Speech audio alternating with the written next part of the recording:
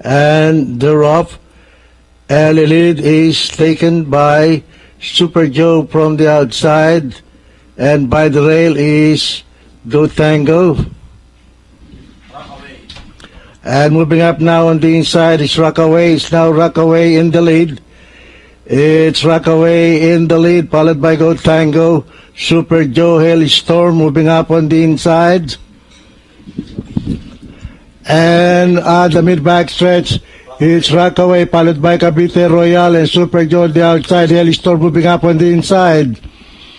And at the far turn, it's still Rockaway in the lead.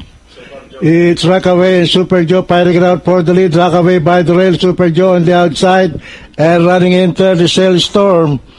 And the last bend for home, moving up on the outside is Super Joe, followed by entry number 3, Rockaway, and here comes Hailstorm.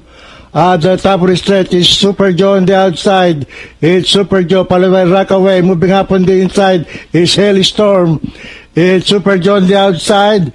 It's still Super Joe and Hailstorm. Rockaway on the farther outside. And hitting the payoff line, it is still Super Joe in the lead.